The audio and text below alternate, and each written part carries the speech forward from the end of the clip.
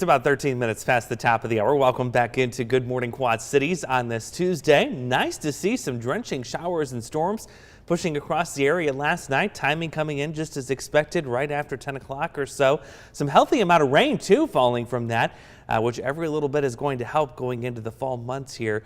We want to get as much moisture as possible into that ground before it freezes over, and thankfully we've got a little more time on our hands to get that done. I'll show you some of the rainfall totals from your hometown, but let's start things off with your traffic camera network as we take a live look at Interstate 80.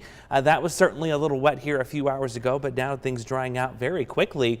Nathan STEELE happened to catch some of the storm activity early this morning. Take a look at some of the lightning shooting through the clouds next to the new I-74 bridge. Always capturing some really cool stuff. I want to thank Nathan for setting that in via the News 8 app this morning. Much quieter story for us though now as we've tracked the last of the rain showers out of here, but still we're going to be seeing some clouds as we go through much of the morning, even to parts of the afternoon too. You see that cloud deck extending all the way back to central Iowa, and it's moving more south to north, so not getting a whole lot of westward movement on this so far, but I still expect a couple of peaks of sun as we head into the afternoon. Looking at some of the rainfall totals, and we'll get the spotter reports in here after 7 o'clock or so. So if you join us for GMQC at 11, I'll have the raw numbers, if you will, from all of your hometowns. But we're looking at, generally speaking, between a half an inch to almost an inch, depending on where you live. Higher amounts up here towards the US 20 corridor, and then getting a little further south here towards Galesburg, Burlington, and Aquaka, noticing too about an inch or so for some of us, and that is certainly something we needed as it's been so dry here the last several weeks. Temperatures in the low 60s this morning. 50s are not that far away.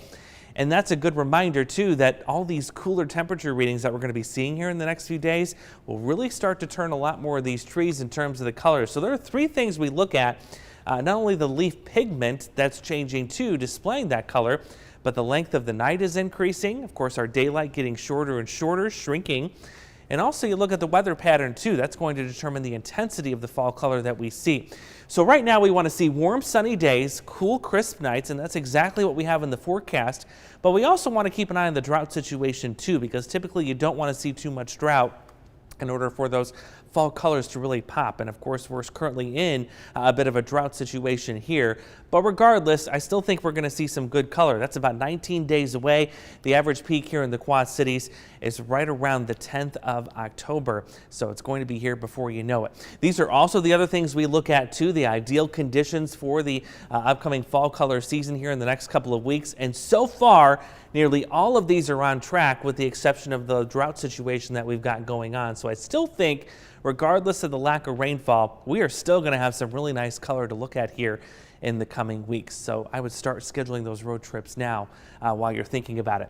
70 for us today. We'll go down into the 50s again tonight as we clear out some of these clouds. Tomorrow, absolutely gorgeous. We get more sunshine, and I think we'll carbon copy that temperature. We're looking at highs right around 70 degrees. And the 70s are going to stick around all the way through the upcoming weekend. A little bit of a cool down for Saturday. No rain expected with that, though. We'll stay dry through even much of next week and even try to get back in the 80s as we get back into Monday and Tuesday.